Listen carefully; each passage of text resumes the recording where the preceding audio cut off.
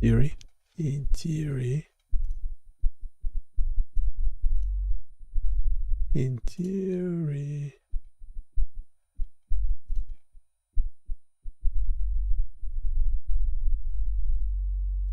Okay, we just to increase the microphone sensitivity.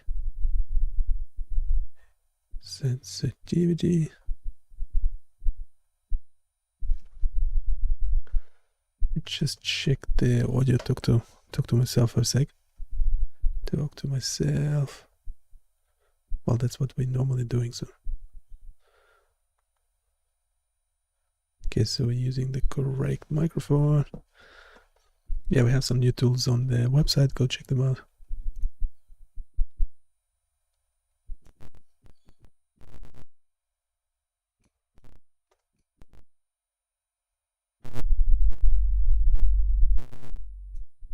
Okay, there's something weird. There is something weird.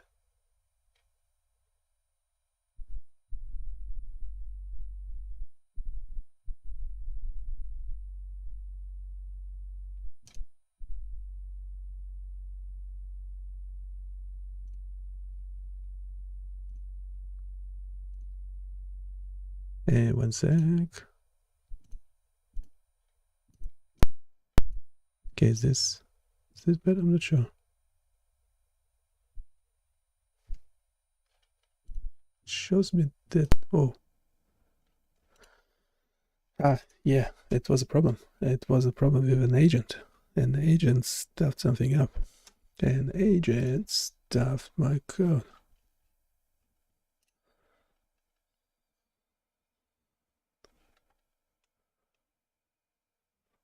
Okay, so we're doing this Hodgkin-Huxley action potential simulation. There should be a lot of material out there on this.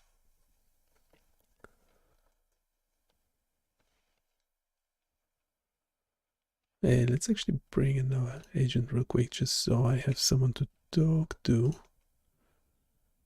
Just so.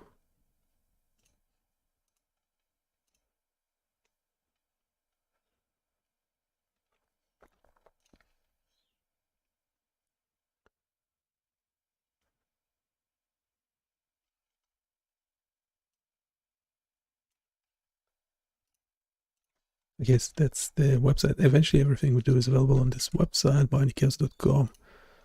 We've been working on it for the last over 2 years, so there's a lot of stuff. Go check it out. It's all around neurology, cardiology, biomedical imaging, vision, hearing, EMG, electromyography, simulations, modeling, games.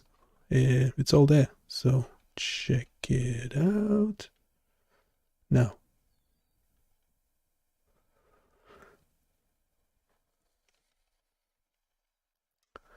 we're doing this action potential simulator. So that's how neurons work. And let's see, there's this one was made by Gemini, and we are trying to fine tune it now with Claude.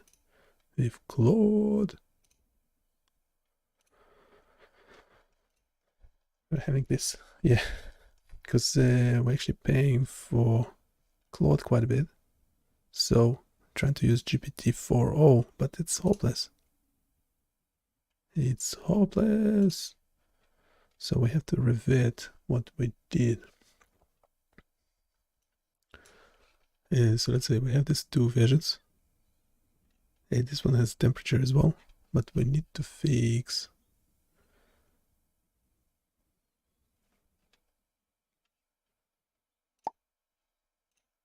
Need to undo. This one can go away. Okay, we have what Gemini did, so at least it fits the screen. Can apply stimulus. It's opening and closing the channels. Doesn't actually explain. Yeah, there's an explanation. You can use. You should be able to use keyboard shortcuts as well, which is always nice. spacebar for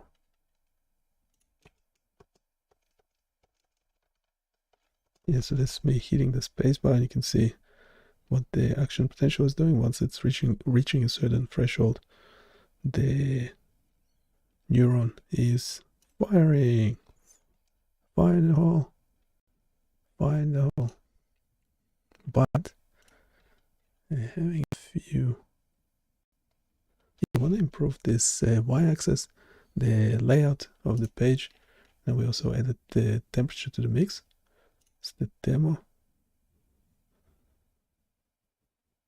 The demo is not doing anything.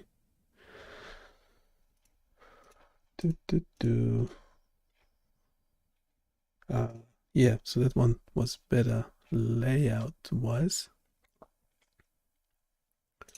Hey, which model would fix this for us?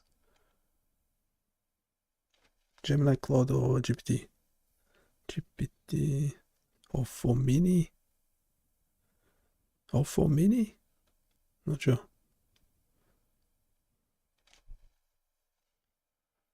Let's stick to Claude 4, Claude Sonnet 4 in agent mode.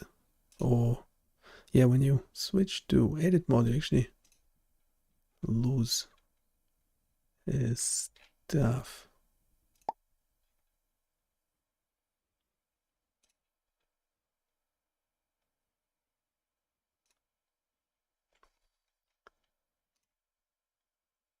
Which one? Yeah, so that's the new one. Yeah, it has export functions. Do we need export functions?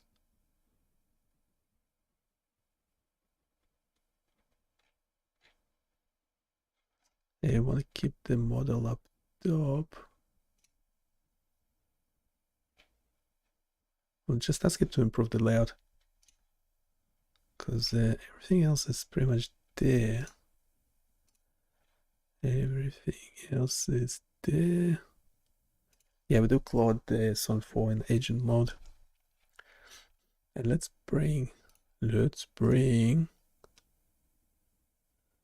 a voice model, a prompt engineer. And we prompt it to talk fast and not ask any questions. Let's see if it's actually acknowledging those these prompts. And the demo, is the demo working? Is the demo working?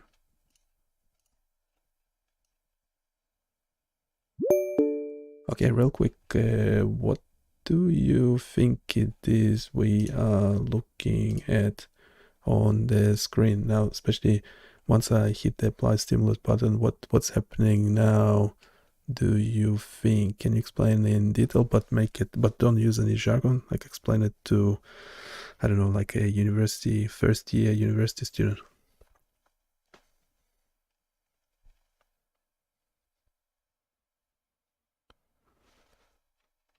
Okay, so when you hit that apply stimulus button, you're basically sending a small electrical pulse to the cell. What happens next is the cell's membrane potential changes rapidly. First, little channels for sodium ions open up, letting positive sodium ions flood in. This makes the membrane potential shoot up, as shown by the blue line. Then, those sodium channels close and potassium channels open, allowing positive potassium ions to flow out. This brings the membrane potential back down and even below the resting level for a bit. This whole sequence is what we call an action potential and is how nerve cells send signals. Okay, and how accurate do you think the simulation where my mouse cursor is? Can you explain that? Is it the ion or cadmium? Can you explain both of them, the ion simulation opening and closing? What's happening there?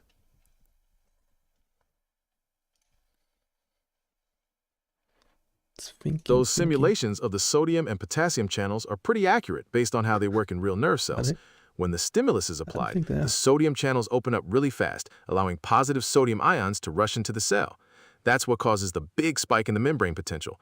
Then, those sodium channels close, and the potassium channels open, letting positive potassium ions flow out. This brings the potential back down. The simulation shows that very accurately, mimicking how these channels create the electrical signal. pretty sure we actually had the like little particles that represent, what is it, the ions flowing in and out, but we don't seem to have them anymore. Can you explain that properly? Ah, I understand. Those little particles probably represented the sodium and potassium ions moving through the channels. The sodium ions would have flowed into the cell during the rapid rise in the membrane potential, and the potassium ions would have flowed out during the drop back down. The simulation of those ions flowing helps visualize how the electrical charge changes across the cell membrane. It might not be visible now because the simulation is reset, or there might be an option to toggle the visibility of the ion animation.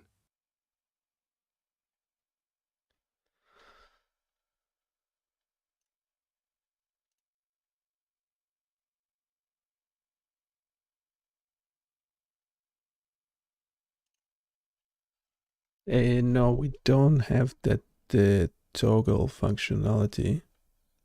We have this audio functionality that doesn't seem to work at the moment. We have detailed explanation at below the simulation game canvas. I'm not sure if we can go over it, see if it's accurate or not, if there are any issues with it. Now we meant to have keyboard shortcuts. I think there's only spacebar at the moment, and and the particles are not visible. So how would you improve this simulation?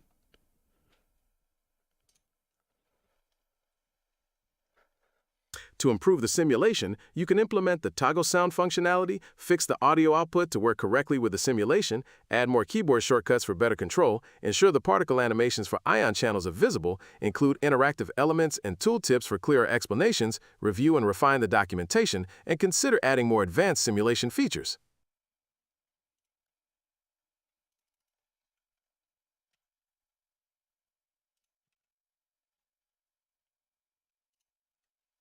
Okay, that's actually pretty good. What do you think of this controller? So we're trying to have a new simulation. We have another agent, code development agent that is writing the code. So you don't have to focus on the code. We have another expert writing the web application code. But what do you think of this new layout compared to the previous one? We have an additional controller for temperature. Can you comment on that?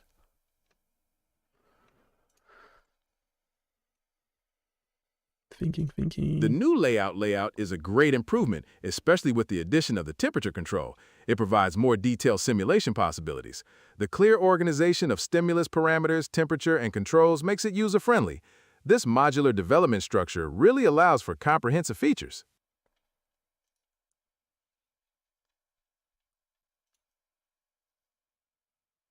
Okay, can you also comment on the how the apply stimulus works? So when we apply stimulus, it's actually firing, or are we actually, by pressing the button, potentially increasing the voltage inside and outside the cell, or how does that works exactly? Can you tell?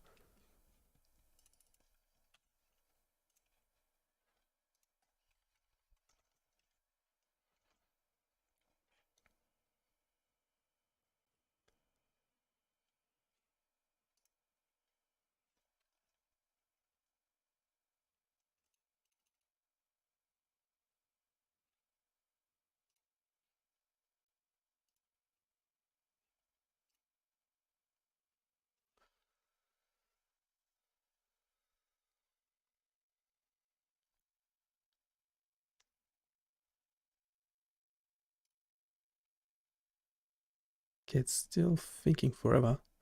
Thinking forever. What's it doing?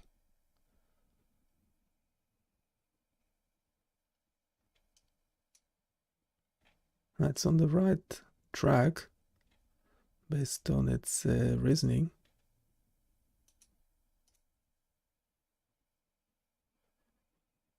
It's getting stuck a bit at the That AI Studio live session is 1.2 gigabytes for that tab. That's quite a bit, isn't it? Well, so it's actually rising to like 3 or 4 gigabytes, which is crazy. Not sure. There's obviously some, seems like some sort of memory leak in Google's AI Studio, what's called real-time streaming.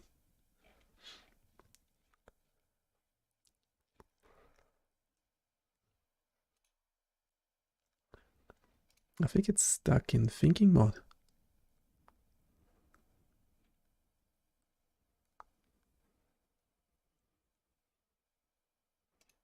Are you there? Are you still there? Can you actually respond a bit quicker, potentially?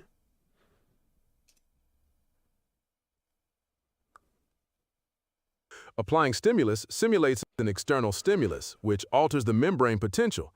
If this reaches a threshold, it triggers an action potential, or firing of the neuron. So yes, it changes the voltage and can lead to firing. Okay, but real quick, currently it seems to be firing every time, even if I click. Oh no, actually not.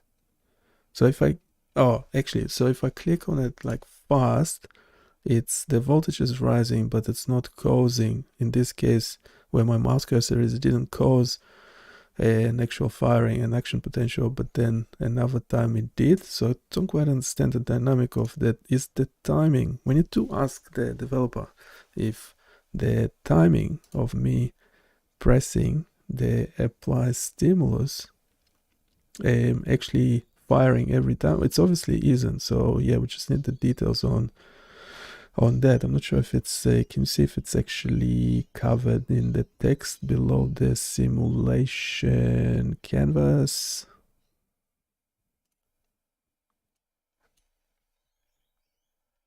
According to the text, applying a stimulus injects a current into the neuron. A weak or short stimulus might only cause a small depolarization or subthreshold potential, while a strong enough stimulus would trigger a full action potential.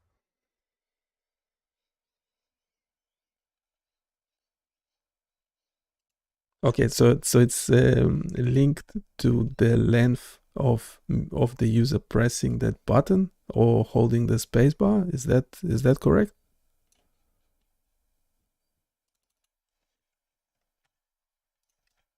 Yes, holding the button or the spacebar likely corresponds to increasing the stimulus duration, which can affect whether an action potential is triggered. Okay, but can we turn this discussion into questions for the experienced developer? Don't worry about the code, just the functionality of the simulation.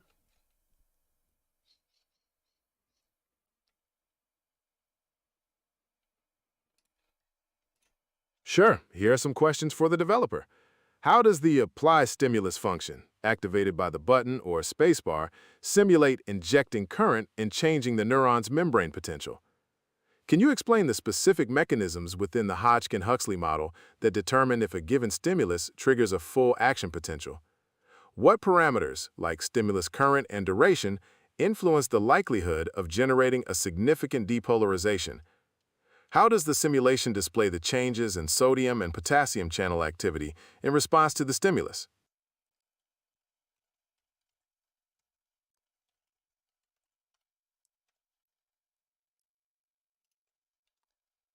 Okay, we have the developer making another version, but it's not running currently. I don't know, we're using Claude Sonnet 4. Do you have any funny comments on how slow it is?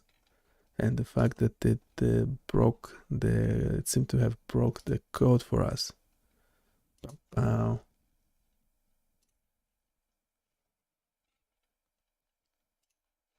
Looks like the simulation is taking a bit of a coffee break. Maybe Claude Sonnet 4 needs an extra minute to crunch those numbers. When things get tangled up like this, it can certainly lead to a slow show on the screen. Hopefully the developer can untangle it quickly and get everything running smoothly again.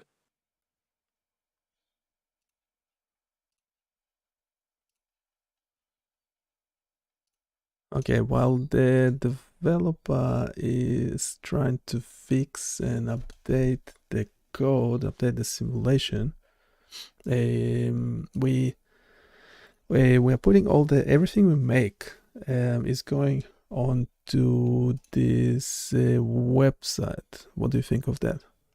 And can you repeat what I just said?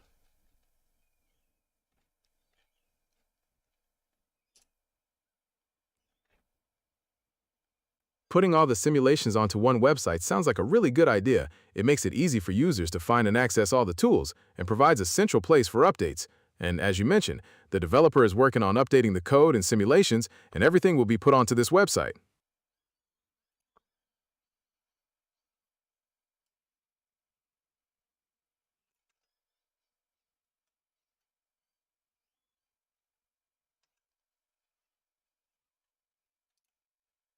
Okay, the developer is still working on the simulation. What do you think we want the viewers to do, or what buttons the viewers should click, considering we are live streaming this development process on YouTube?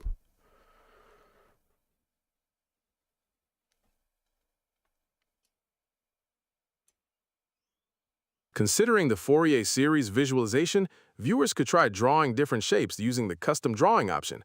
They can then experiment with the vectors and speed sliders to see how the rotating vectors recreate the shapes. Clicking on Play Demo can also show a preset example. And if they want to start over, the clear drawing button is there. Yes, and what this looks like? What's this image looks like?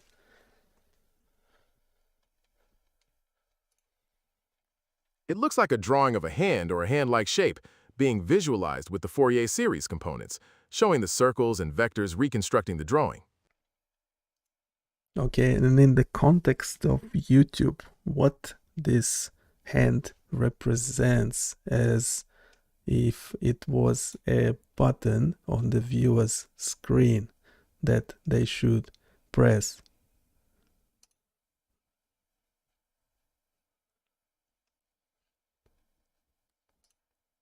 In the context of YouTube, that hand shape would likely represent the like button, suggesting viewers should press it if they appreciate the content.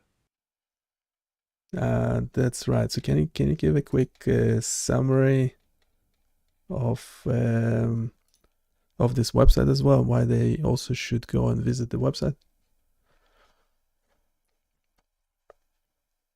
Visiting BioniChaos.com offers a range of interactive visualizations and tools related to biomedical engineering and neuroscience.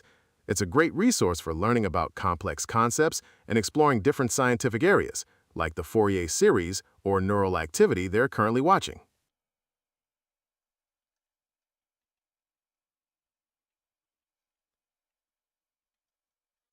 Yeah, we have the developer still working.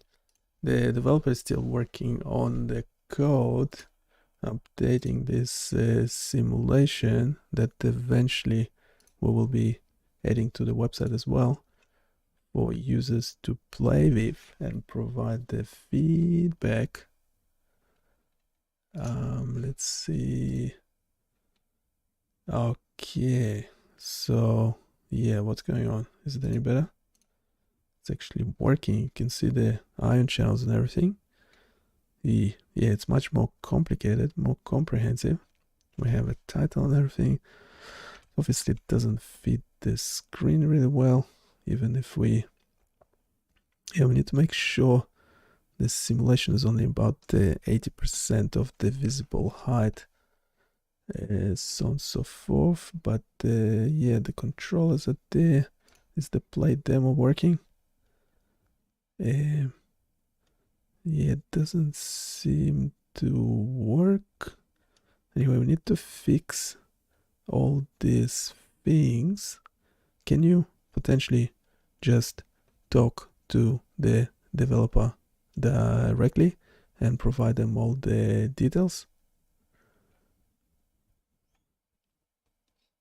I understand you're encountering issues with the simulation, like the Play Demo button not working and the display not fitting properly. I can't directly contact the developers, but you might be able to find a contact form or email address on their website to report the issues directly. No, so the developer is another AI that we're currently working. So assuming the developer, can you assume the developer is just listening to what you're saying? Can you talk to them directly? All right, developers, just a quick update on the AI project. We're making progress on the latest model training, focusing on performance optimization. Initial results look promising, but we need to fine-tune the parameters for better accuracy. The integration with the main system is proceeding smoothly based on the latest feedback. We're on track to meet the next milestone. Keep pushing forward. Thanks. That's actually pretty generic. We need to be specific to this, to what you currently see on the screen, to this Hodgkin-Huxley action potential simulator. So can you actually, based on what we discussed before, we need to make sure the demo is working correctly, that all the parameters are correct, that the range for each controller is accurate. So we need those as questions, detailed questions to the developer. The audio feedback doesn't seem to work. Do we have any? Oh no, it does work. Actually, no, the audio feedback does work. It goes woo. So that's nice. We don't seem to have any errors in the console of the browser. So that's pretty good. Yeah, so if you can give a summary of what you see on the screen and summarize everything we discussed as questions for the developer.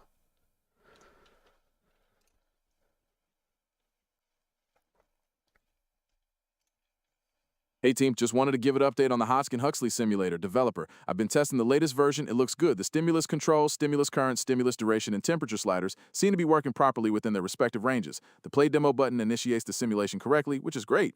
Also, regarding the audio feedback, it appears to be functioning as expected, even though we had some initial questions. Could you just confirm if there are any errors being logged in the browser console, just for our peace of mind? Overall, it looks solid. Thanks.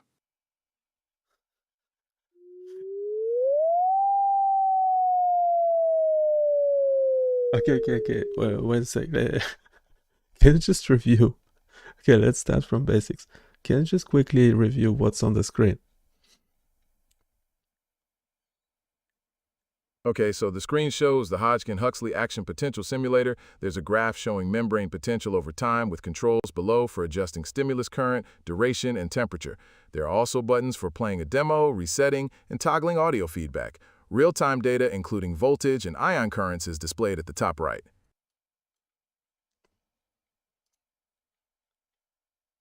Okay, and what do you expect the play demo button to do?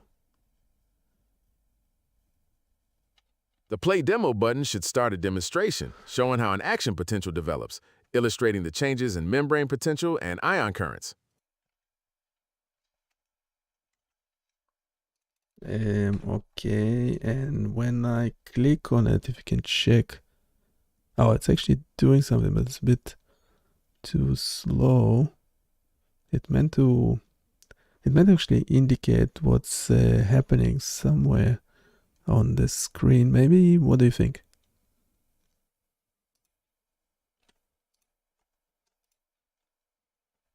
The simulation is running. The graph shows the membrane potential rising and then falling, indicating an action potential. The ion channels below are showing the sodium and potassium currents changing, reflecting the movement of ions across the membrane.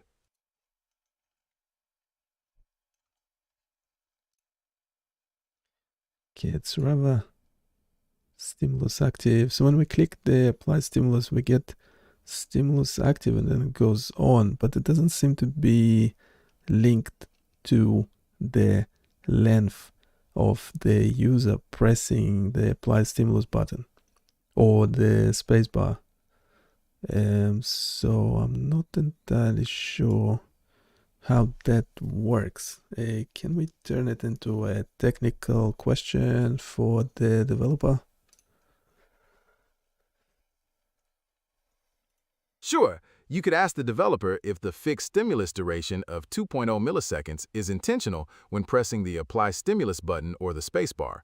You could also ask if it would be possible to allow the stimulus duration to be variable based on how long the button or spacebar is held. A very good way framing it. So we are giving it to a Claude Sonnet 4. I don't know, what do you think? Would it be able to improve the simulation significantly, or what else would you change about mainly about the screen layout? What do you think of the screen layout? Is it good? I don't think it's good.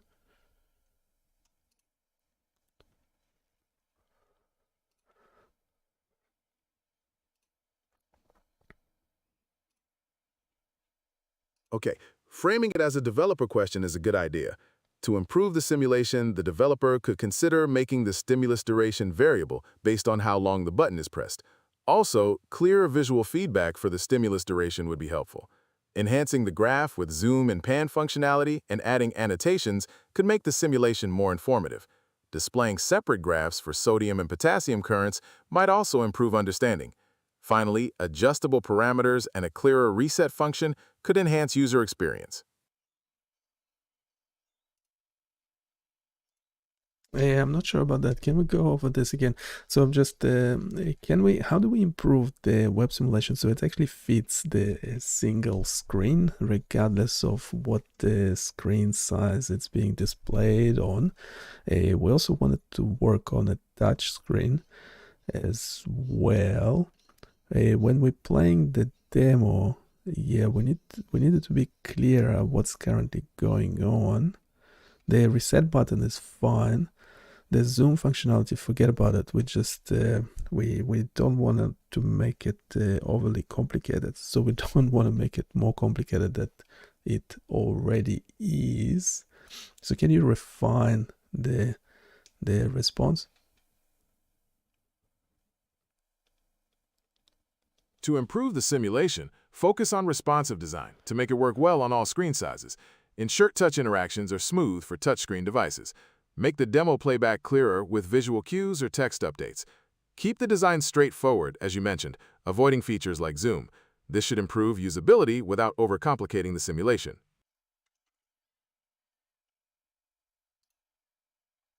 Okay, I will give it to Claude Sonnet 4 in agent mode to change and update the code. Giving the simulation model to Claude Sonnet 4 in agent mode can be beneficial.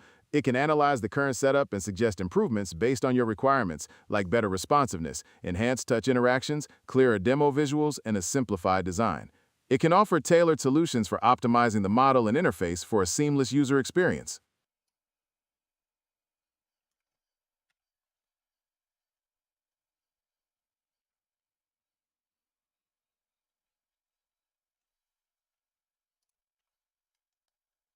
Okay, so eventually once the code is finished, this application will go onto this website.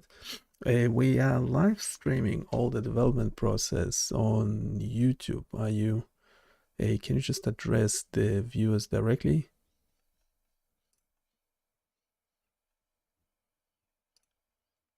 Hello everyone watching on YouTube. Welcome to our live stream where we're working on improving the simulation model. We're aiming for better responsiveness and a more intuitive interface. Thanks for tuning in. Okay, can you give a summary of what we did so far? Sure. We've transitioned the simulation model to Claude Sonnet 4 in agent mode, focusing on improving the user experience, making it more responsive on touch devices, and simplifying the demo presentation for clarity. The goal is to make the interface more intuitive. Okay, and can you actually review the whole conversation that we had so far? So going from this simulation that you currently see on the screen to this one that we are currently working on, and the differences between them and what we went through.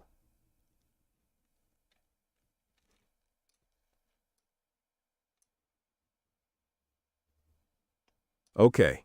Initially, we looked at a standard Hodgkin-Huxley simulation model. Then we decided to enhance it using Claude Sonnet 4 in agent mode. The aim is to make the simulation more responsive, especially for touched interactions, simplify the demo visuals for better clarity, and create a more intuitive interface.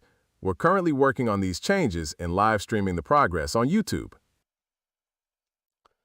Okay, so it is working better right now. So when I hit the space button, which is the same as pressing the apply stimulus, the voltage is rising a bit. Maybe we can explain this bit in details.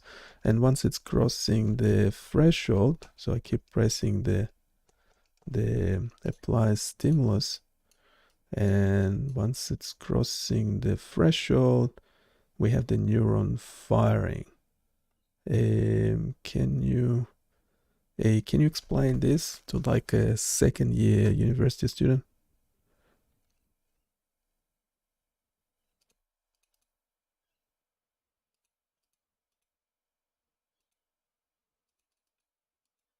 Okay, so when you apply a stimulus, like by pressing the spacebar, you're increasing the membrane potential, or voltage. This voltage rises, and if it reaches a specific level, called the threshold, it triggers an action potential. That's the sudden spike in voltage you see, which represents the neuron firing, or sending an electrical signal.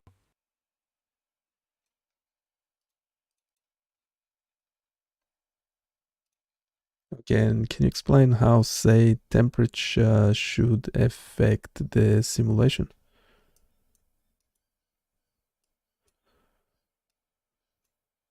Higher temperatures speed up the ion channels in the neuron's membrane.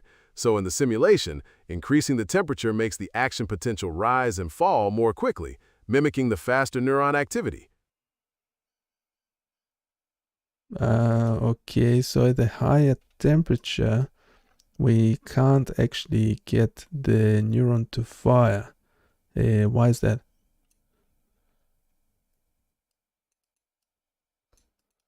Temperature affects the speed of ion channels, but it doesn't provide the initial stimulus needed to reach the threshold and trigger an action potential.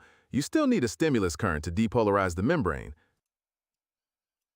No, we do apply stimulus current, but at the lower temperature, we get the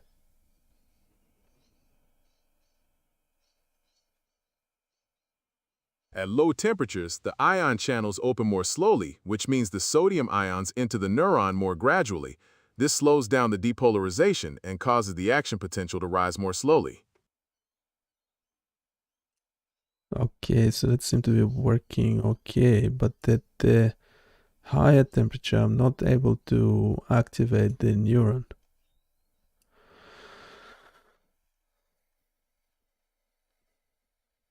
At higher temperatures, the sodium channels open but also inactivate much faster. If the inactivation happens too quickly before the threshold is reached, the neuron won't fire. The faster potassium channels also contribute to preventing a full action potential.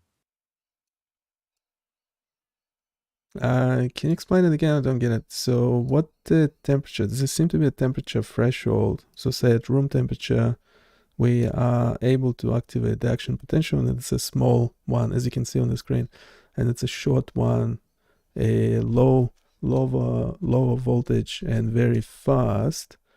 At even lower temperature, so at 5 degrees Celsius, when we activate the action potential, it's going much larger and slower. So the channels are open for longer, I take it. Maybe you can explain it properly.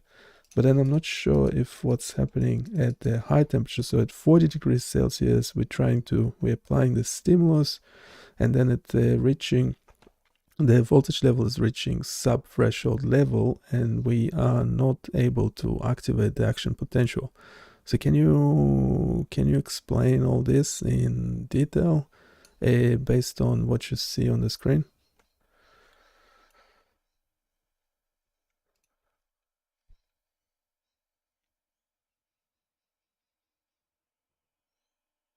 At room temperature, the neuron fires normally with a typical action potential. When you lower the temperature, the ion channels open more slowly, causing the action potential to rise and fall more slowly, resulting in a wider peak.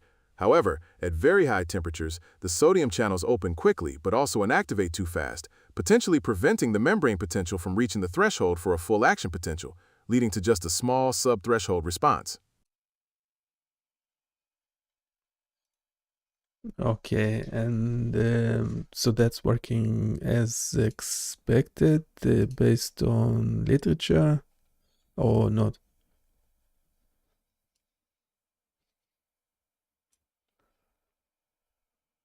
Yes, that appears to be consistent with the standard action potential behavior described in the literature, showing the characteristic rapid depolarization, followed by repolarization, driven by the sodium and potassium currents.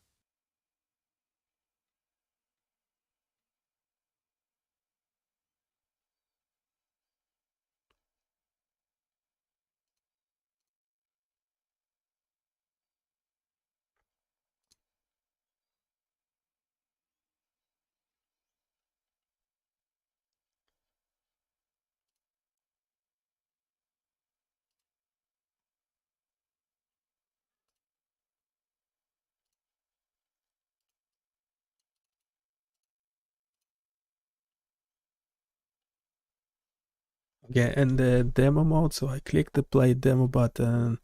It's now saying starting demo.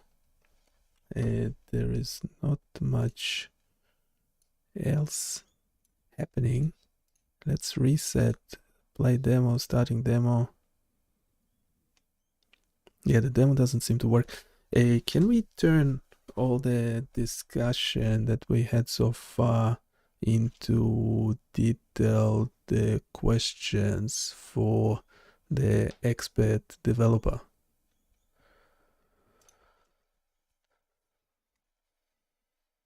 Based on our discussion, here are some detailed questions for the expert developer. Can you confirm if the observed action potential curve matches the theoretical predictions of the Hodgkin-Huxley model accurately? Also, the Play Demo button starts showing Starting Demo, but doesn't seem to execute the demonstration itself. Could you clarify the intended functionality of this feature and any potential issues preventing it from running correctly? Additionally, what underlying assumptions or technologies are used in this model?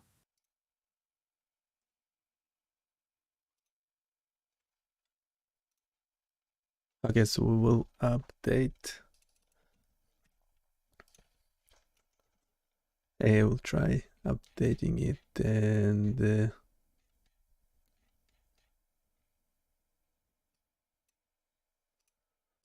updating the text as well at below the canvas.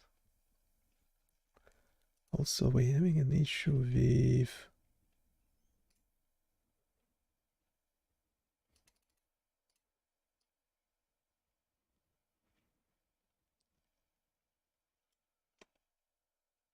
the simulation game canvas should be around 80% of the viewable height.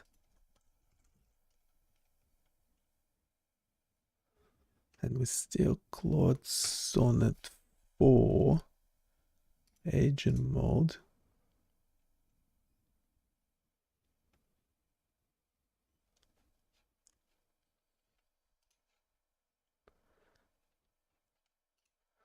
Yeah, as you can hear, there is a human in the loop. Go check out the website. Everything we do is eventually available on BioniChaos.com.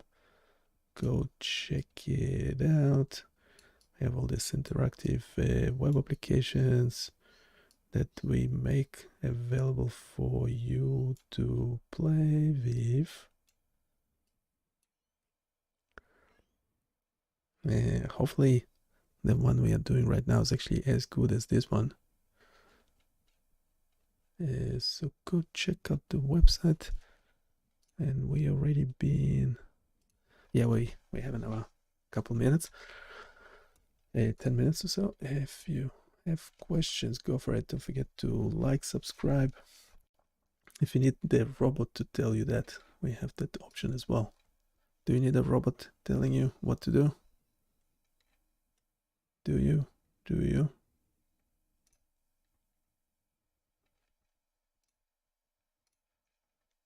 We can arrange that.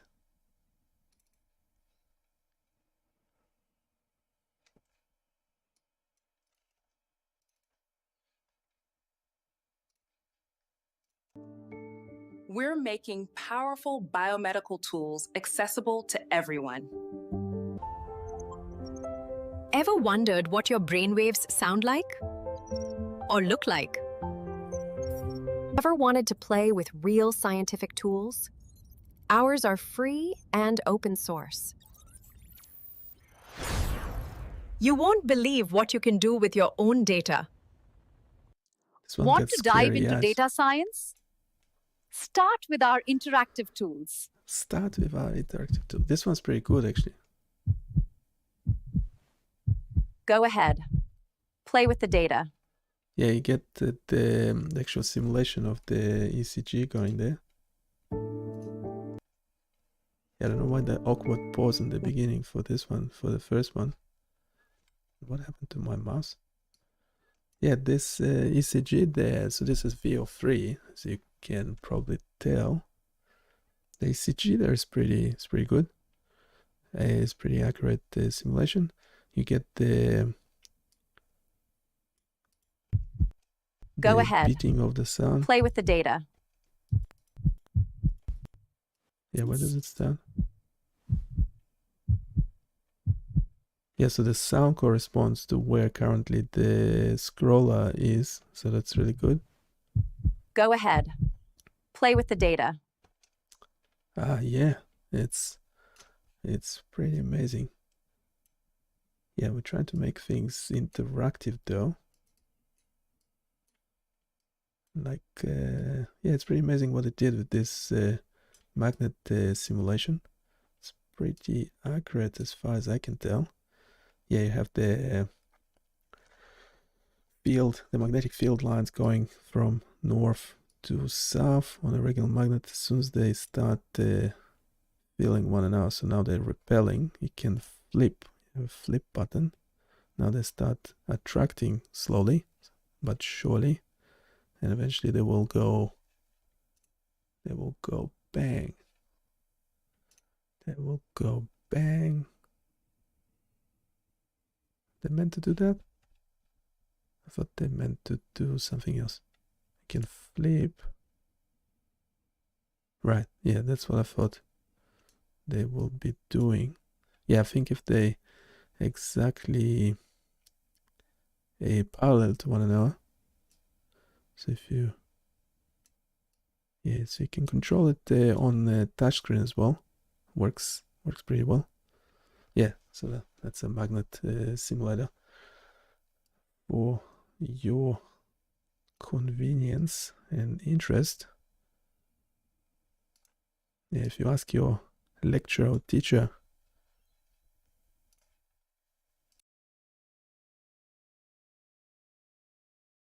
how magnets work and they cannot explain it themselves, well, send them to this page, BioniChaos.com/magnets. I'll pop it in the chat for your convenience. We do everything for your convenience, don't we? Okay, let's see. We're still working. Yeah, we have Claude Sonnet 4 in agent mode. Working on this code. I can show you the screen. Don't mind showing you that. Just don't have enough room to show you all the process. But that's what it's been doing. Yeah, it's been working on it for a while. Yeah, it's improving the demo mode. What else is doing? Checking the main variables. Yeah, it's going for it like yeah, like I believe like a very experienced developer. It's going over the demo mode setup. I think it's working, it's just a bit too slow to start or something like that. It says the canvas height is already set correctly. Well, no, it's not, because it doesn't fit the screen. Improving the demo functionality, the demo sequence to be more educational. Okay. More comprehensive.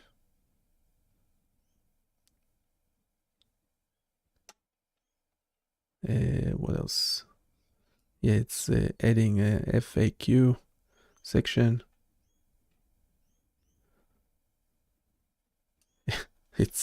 adding an assumptions and model limitation section. That's really nice. We like this type of sections. Checking for errors in the code, and it's actually deploying it, so it's you can't actually see it for whatever reason. It's just a white screen, but I'm pretty sure it actually runs the code and checks for errors in the console and things like that. So it's improved scientific accuracy, key features, automate educational content, blah blah blah. Yes, I did all that. Yeah, and for whatever reason, yeah, we can keep it. For whatever reason, we can't actually. Need to Control F5 this. We now have a more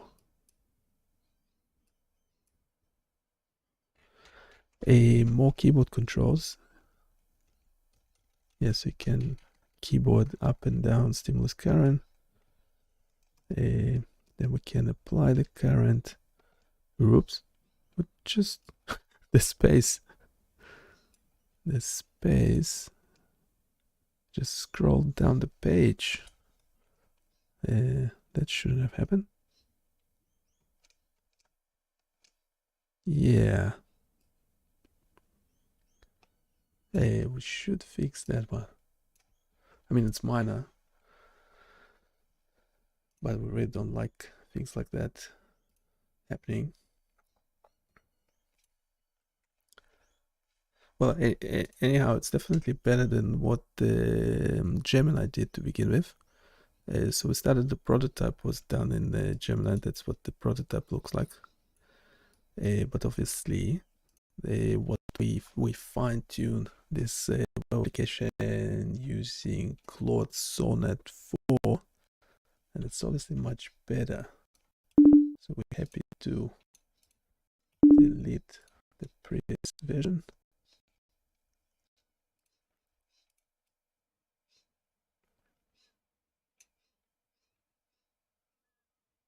Yeah, you can see the ions in the channel, how open or closed the channel is. It's pretty amazing. I don't know why they're going up and down instead of left to right. Not sure if you have any suggestions as to how to make it better. Any suggestions are more than welcome. And we might... yeah, thanks. We had a subscriber.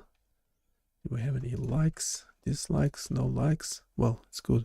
I don't think we had dislikes as well, but yeah. Don't forget to like, subscribe, unsubscribe, whatever you have to do. Well, I mean, if you're subscribing and not watching any of the other content, then there is not much point for you continue getting notifications and things, is there? So it's okay to unsubscribe as well. Yeah, so this one's deployed. This one will be deployed. Well, we can deploy it straight away. Shall we do it now? How long will it take to deploy? 2 minutes. Should be about 2 minutes. The problem with deploying though is that we need the description and things like that. Let's see if we have it kind of automated. Yep, insert based on this example.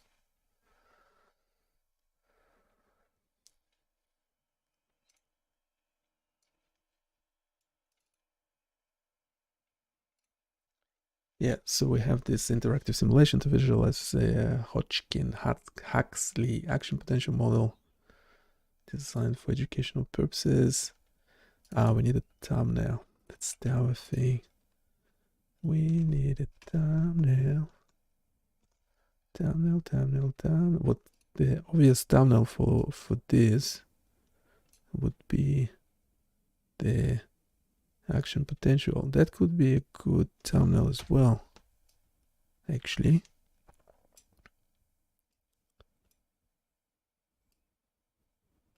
Yeah, the action potential will be better, wouldn't it?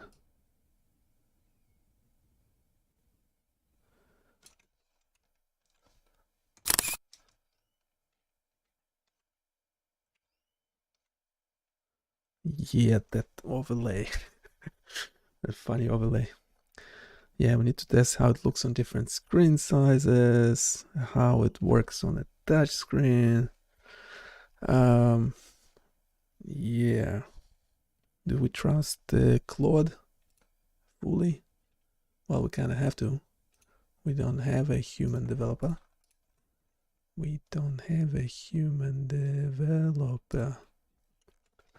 Unfortunately, or fortunately, depends how you look at it. Apply stimulus. Okay, so crossing the threshold, we have the thing firing. Thank you very much. Let's do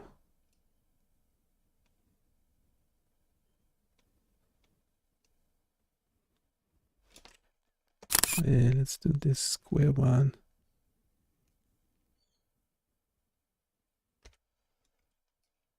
This one should be better. Is this better? What do you think? What do you think? Who am I talking to? There's no robot. Ah, we lost our prompt engineer. The prompt engineer is not listening. The prompt engineer taking a break.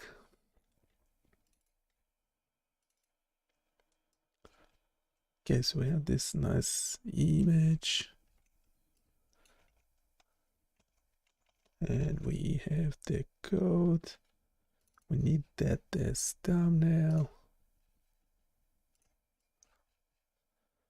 So it's the boring stuff. This is all the behind the scenes that will obviously remain in the live stream only video.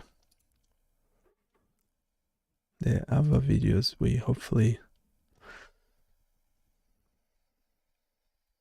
The other thing, to summarize this, let's just do it real quick.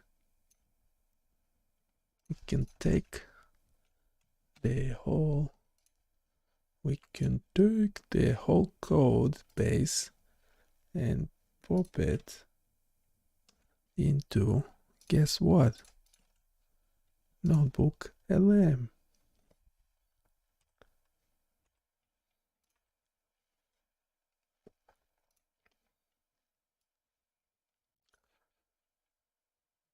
It generated real quick.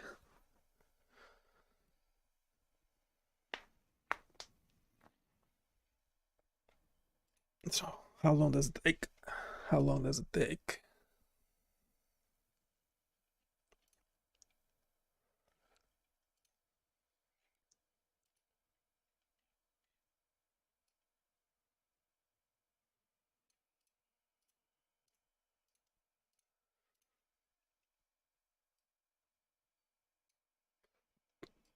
How long does it take? Takes quite long.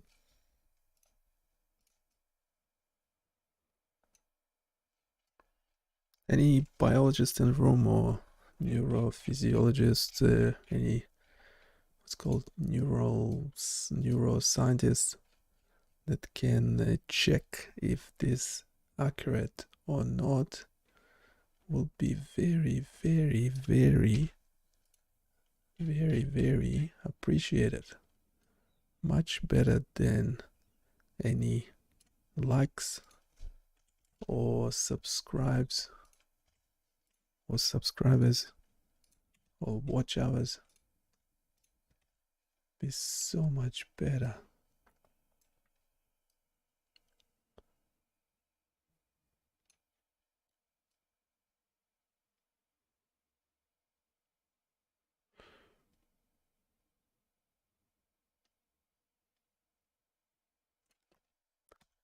Will be so much better. Any human interaction.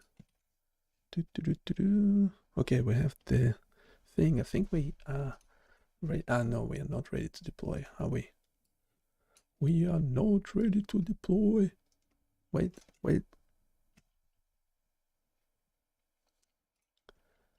We are not ready.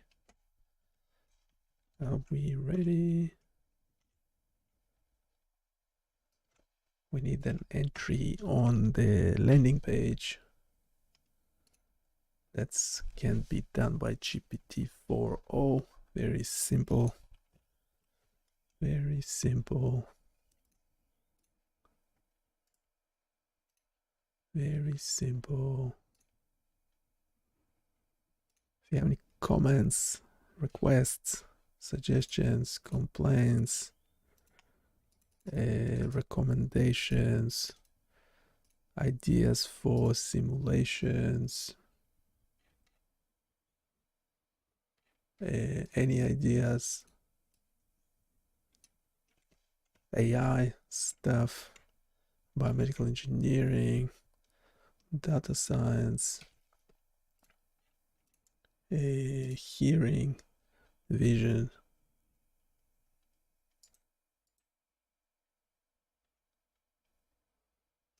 To create a terminal.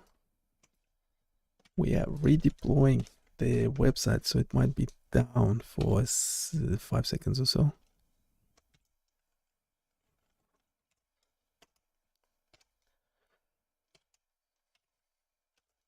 Can you imagine BioniChaos.com being down for 5 seconds? Yeah, forbidden.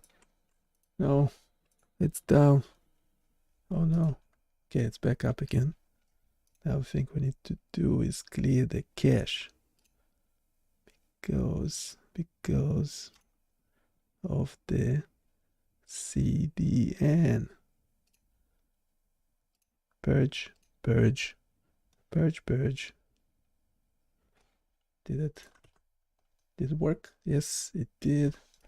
So we have the simulation up and running. Here is the link. Here is the link. Go check it out. And we have NotebookLM generating a podcast about it. So it's essentially everything we discussed today. We just gave the code and the discussion that I had with it.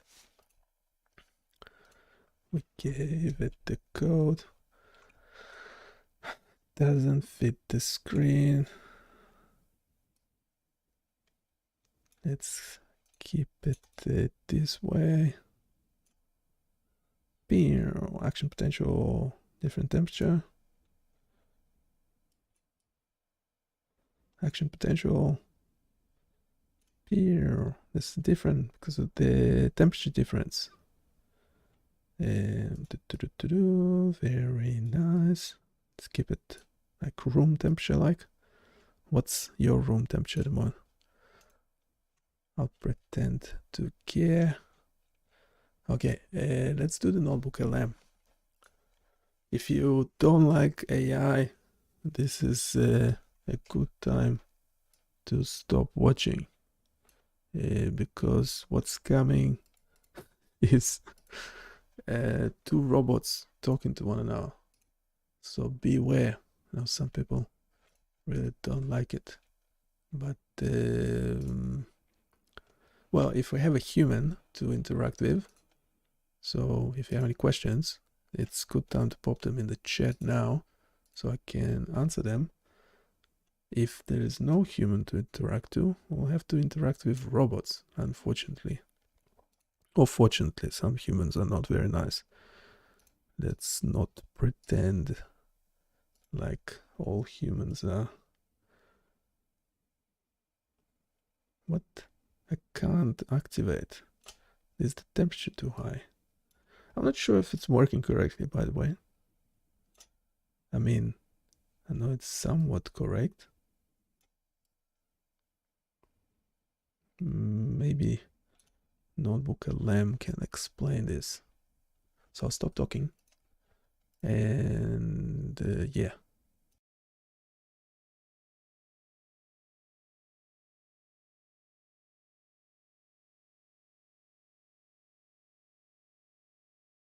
Welcome back to the deep dive. Today, we're getting into something really fundamental, how our brain cells, our neurons, actually fire off those electrical signals. Yeah, the very language of the brain, you could say. Exactly, and we're focusing on a classic model, the Hodgkin-Huxley model, and specifically this interactive simulation that, well, brings it to life. Fantastic tool. So our mission today, to unpack why this model was so brilliant, see how this simulation makes it, tangible, and understand why it's still so crucial. Right. It's foundational stuff. So get ready because you'll be able to almost visualize, maybe even, well, hear the electrical dance of your neurons. Okay, so to really get what this simulation does, we first need to talk about the science it's based on, the Hodgkin-Huxley model. What makes it such a giant in neuroscience? Well, it's truly revolutionary. It's not just that it describes the action potential, the spike. It's that it translated this messy biological process into predictable math, into equations. Ah, okay. So moving from just observing to actually predicting. Precisely. Before Hodgkin and Huxley in, 1952, understanding neuron firing was kind of a black box. But they used squid giant axons, which are, believe it or not, huge and relatively easy to work with. Easier than human neurons, I bet. Oh, definitely. And they showed how basic electrical principles, just applied to how ions flow across the membrane, could actually explain this complex signal. Their genius was in finding that mathematical predictability, showing you could model it precisely. That's the leap, then. That's the leap, and that's why, 70 years later, their Nobel Prize-winning work is still the absolute bedrock of computational neuroscience.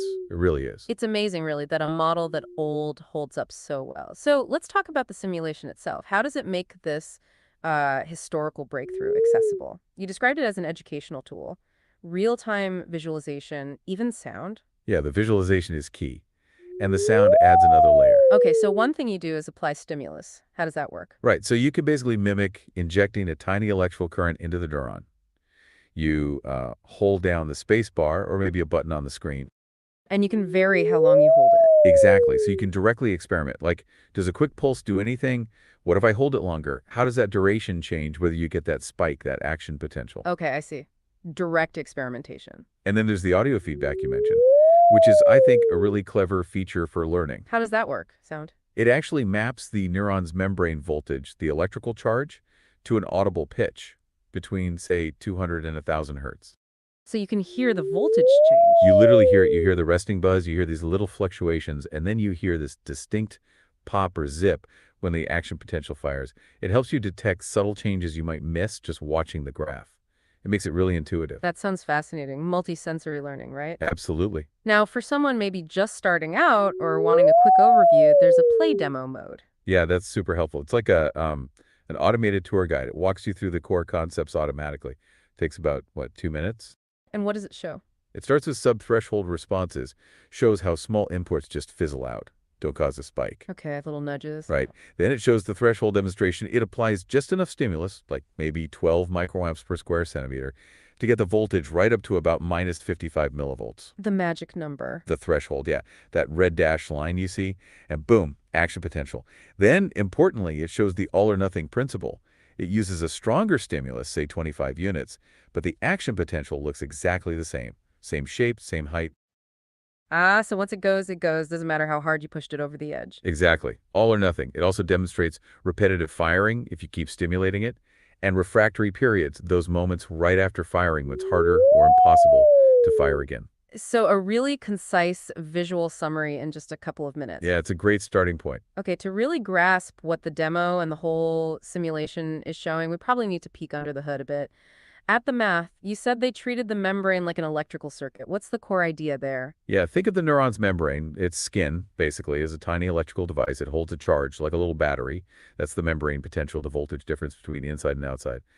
And the core equation, the main one, it basically says the rate at which this voltage V changes over time, multiplied by the membrane's capacitance, Cn, equals the stimulus current you put in minus the currents flowing through different ion channels. Okay, so stimulus pushes voltage up, ion flows pull it down or change it. In essence, yes, it's a balance. And the model tracks how this voltage and the ion flows interact using 4 key variables that are constantly changing. 4 variables. Okay, what are they? First, there's the main one, membrane potential V. The voltage itself, it usually sits around -65 or -70 millivolts at rest, but can shoot up to maybe +40 or +50 during a spike, then dip down below resting before settling back. A big range. Right. Then you have 3 variables, usually called M, H, and N.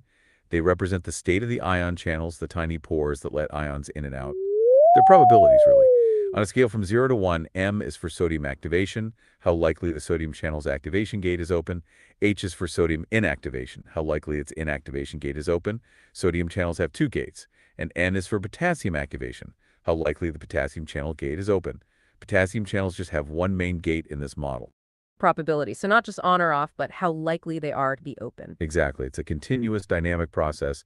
These probabilities change based on the voltage, and they, in turn, determine how much sodium or potassium current flows, which then changes the voltage. It's all interconnected. So it really is like a dance then, these ion channels opening and closing, and the simulation actually shows this. It does. It visualizes these ion channel dynamics really well.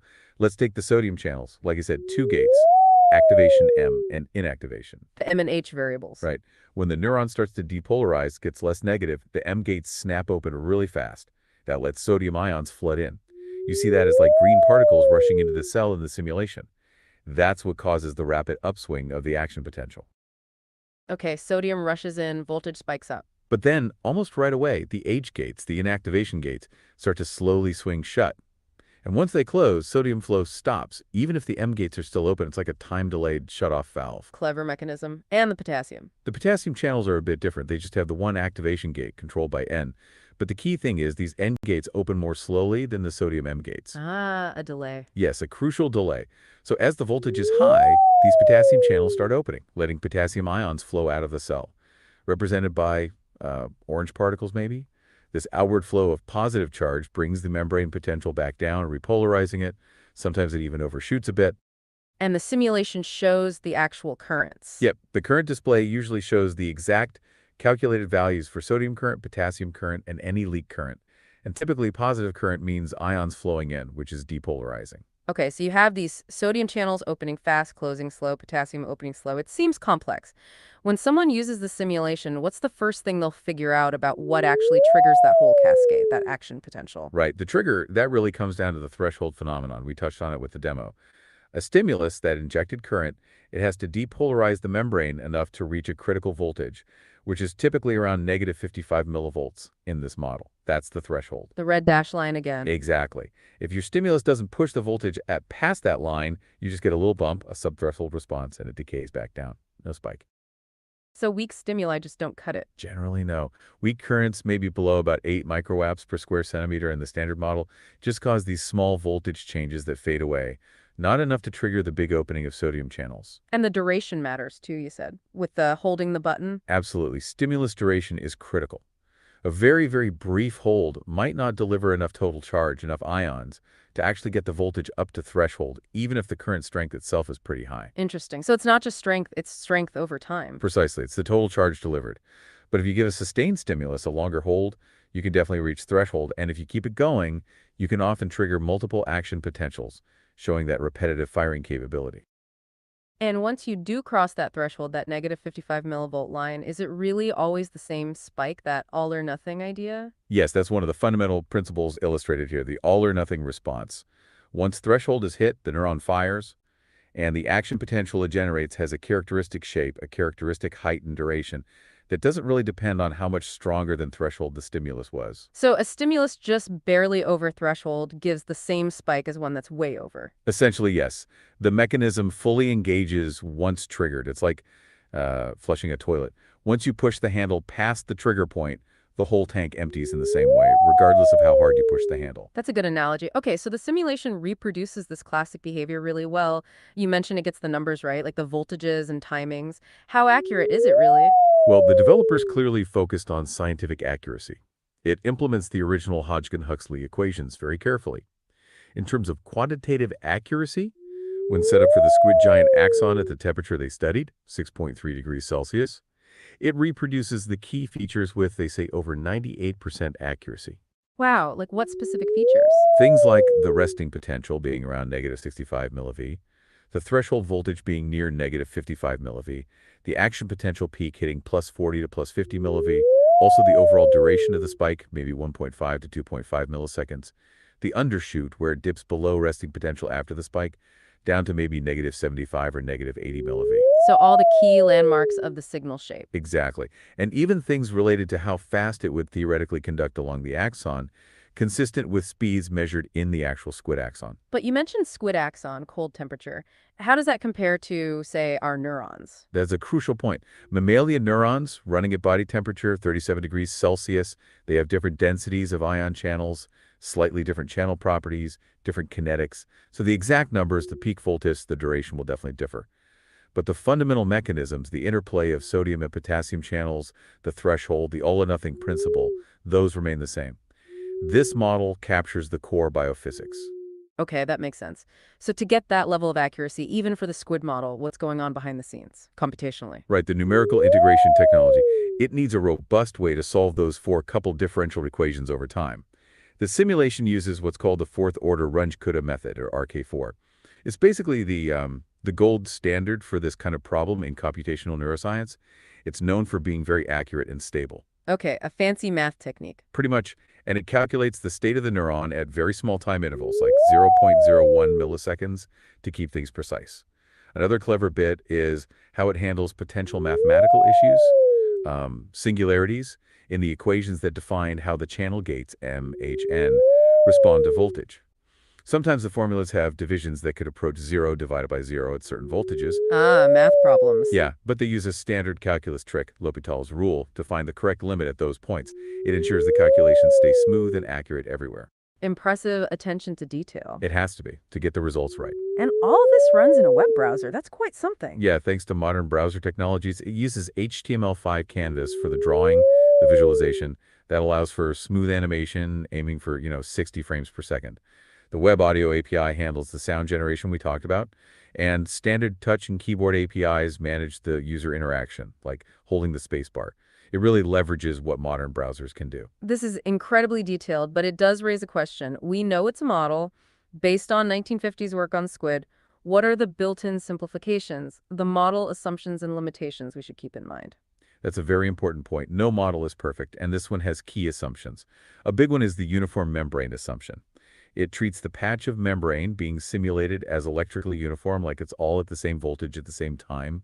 This is often called space clamp conditions in experiments. So it ignores the shape of the neuron, like dendrites and axons. Exactly. It doesn't model how signals travel or integrate across different parts of a real, complexly shaped neuron. Another thing is deterministic channels.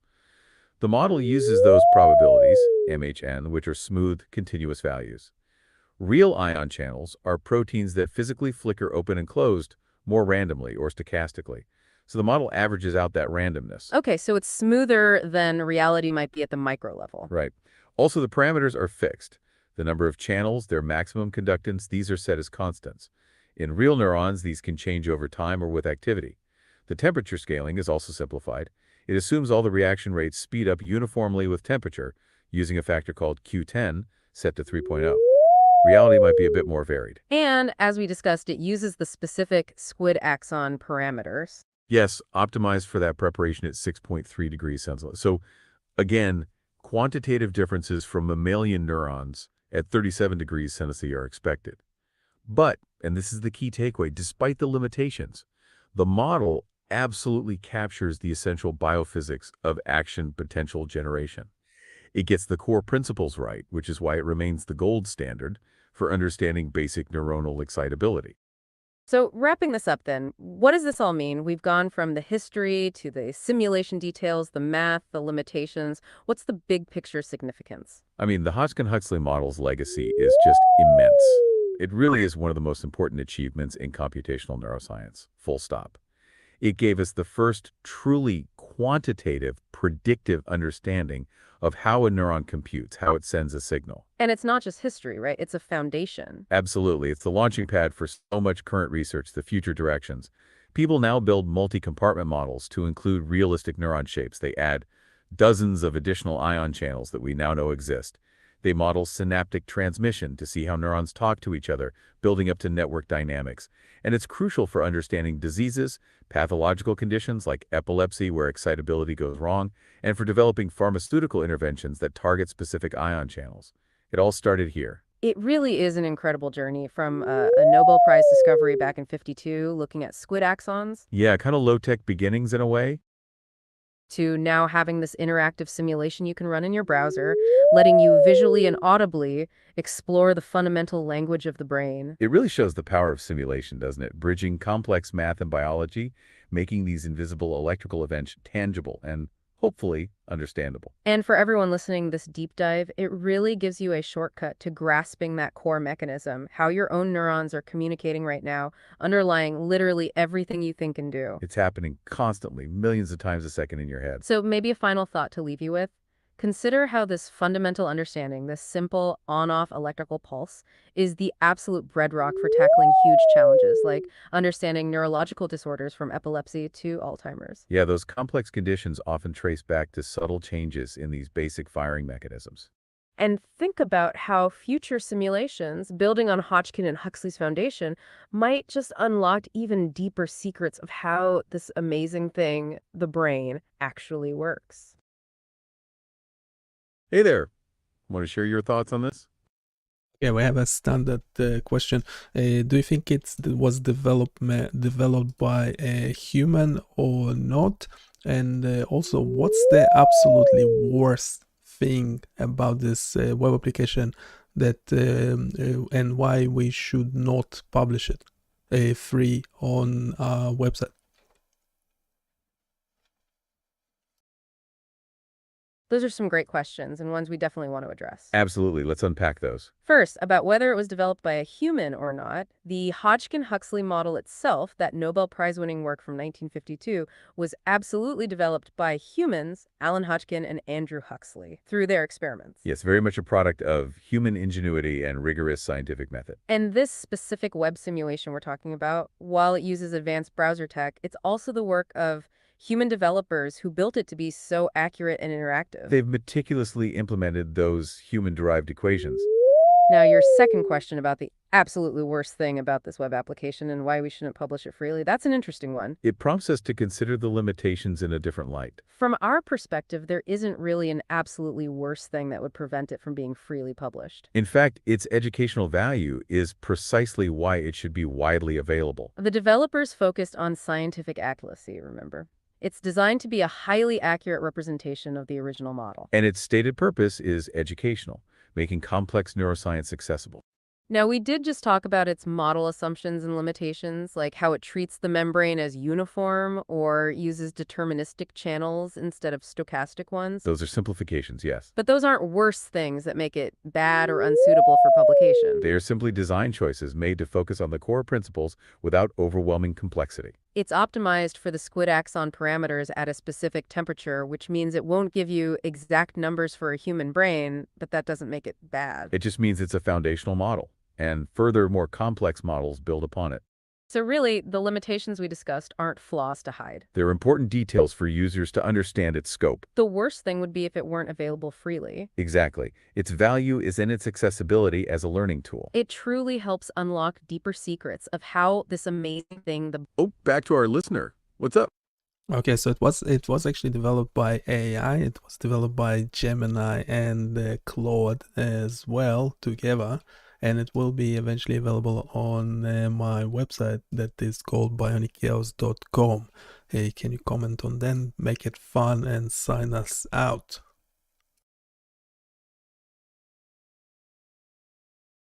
Okay, that's fascinating to hear about your website, BioniChaos.com, and how you're envisioning the development. That's a very modern take on collaborative development, actually. While the Hodgkin-Huxley model and the simulation were originally human-developed, the idea of AI tools like Gemini and Claude assisting in creating such educational resources is definitely on the cutting edge. The numerical integration technology and browser technologies used here could certainly benefit from AI assistance for optimization. It's all about extending human creativity, right? Making these complex ideas even more accessible. And that's exactly what this simulation aims for, ultimately.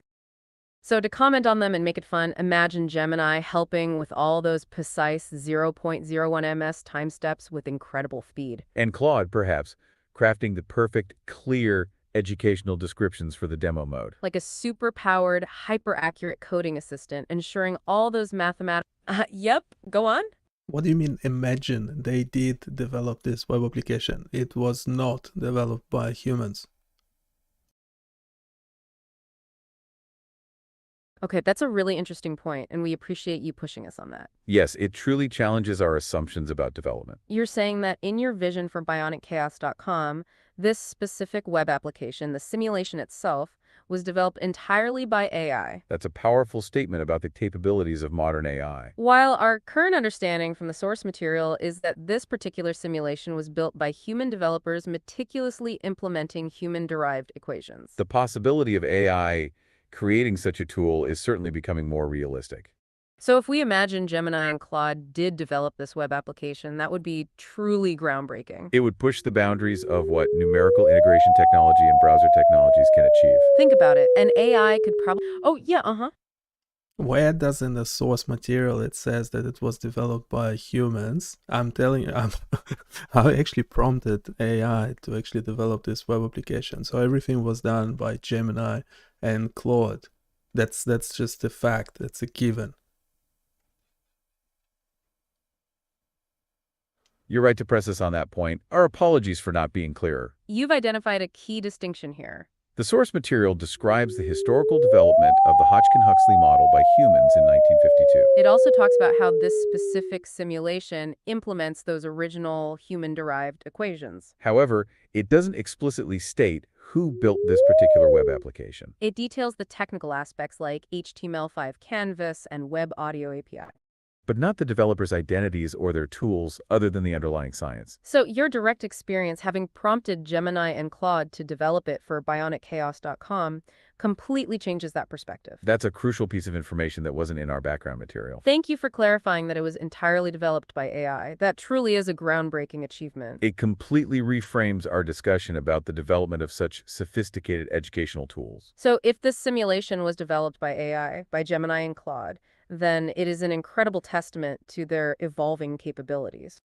It shows how AI can indeed push the boundaries of what numerical integration technology and browser technologies can achieve. Think about it. An AI could probably handle the singularity handling with L'Hopital's rule even faster than a human. And ensure that 98% accuracy on the action potential curve with perfect consistency. Imagine, no coffee breaks, just optimizing those 0.01 ms time steps 24/7. And making sure every ion channel dynamic animation is flawlessly rendered. The audio feedback for multisensory learning? An AI could probably fine-tune that pitch mapping perfectly.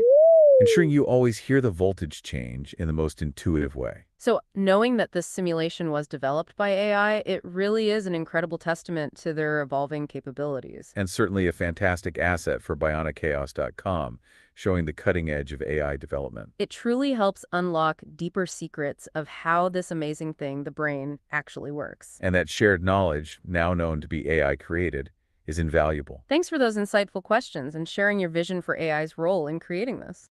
It's always great to hear your thoughts and engage with your innovative ideas. And that's all the time we have for today's deep dive. We hope you enjoyed exploring the Hodgkin-Huxley model with us and seeing how future tools, especially AI-developed ones like yours, enhance such learning experiences. Until next time, keep exploring the wonders of the brain and those cutting-edge collaborations on BionicChaos.com.